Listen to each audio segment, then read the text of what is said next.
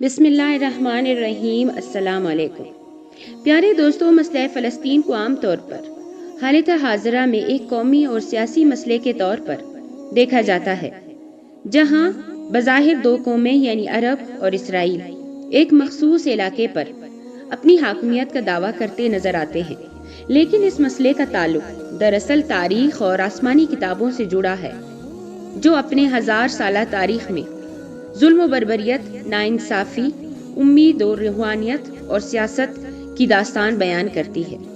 ملک شام کے جنوبی مغربی علاقے کو فلسطین کہتے ہیں، جو بحر روم کی ساحل پر واقع ہے۔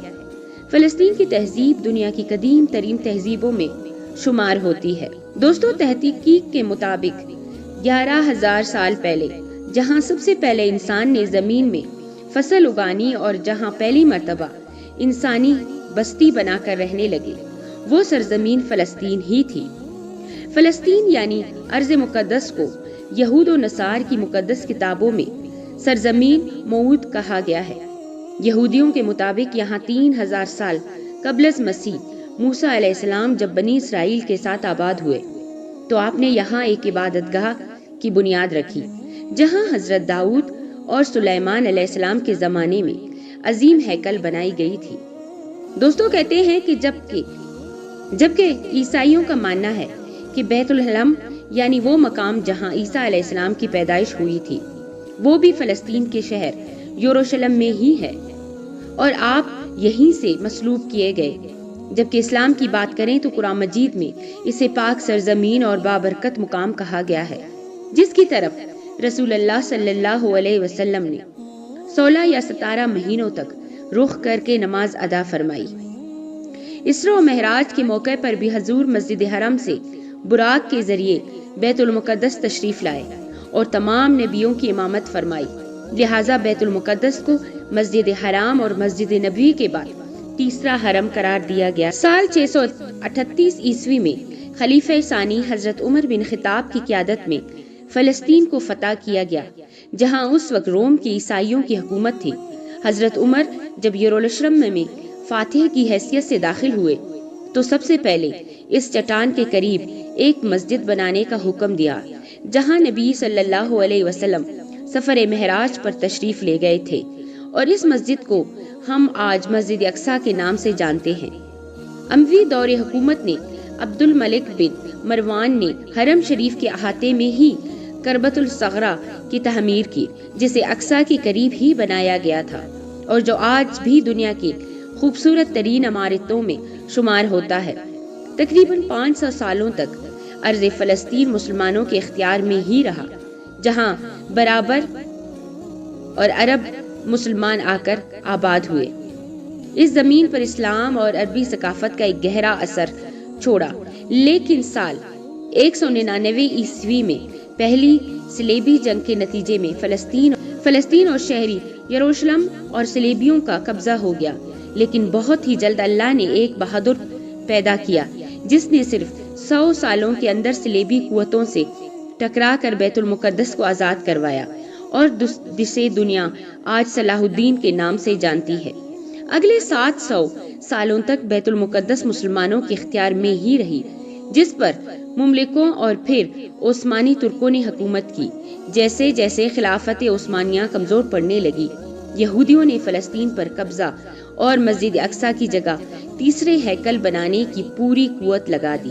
دراصل ہیکل سلیمانی، جو یہودیوں کی سب سے مقدس عبادت گاہ تھی، اسے بخت نصر اور پھر ٹائٹس رومی نے 2 مرتبہ مسمار کر کے تباہ و برباد کر دیا تھا اور یہودیوں کا خوب قتل عام کیا تھا۔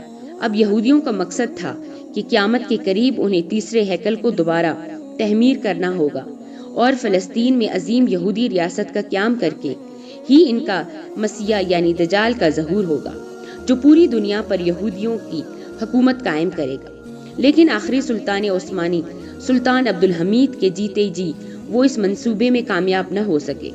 دراصل یہودی قوم سلیمان علیہ السلام کے بعد دربدر مختلف ملکوں میں پھرتے رہے اور 2000 سالوں سے ان کا کوئی اپنا ملک یا ریاست نہیں تھا، لہٰذا 19ویں صدی میں سیونی تحریک کا آغاز ہوا، جس کا مقصد یہ تھا کہ دنیا بھر میں پھیلے یہودیوں کو فلسطین کی طرف بلایا جائے اور یہاں ایک یہودی ریاست قائم کی جائے تاکہ یہاں ہیکل کی دوبارہ تعمیر ہو اور یہودیوں کا ان کا حق ملے۔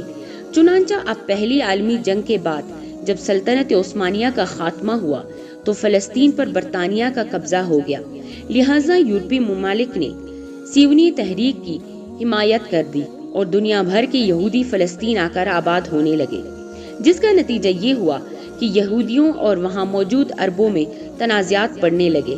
لہٰذا ایسی صورت میں UNO نے فلسطین کا کنٹرول سنبھال لیا۔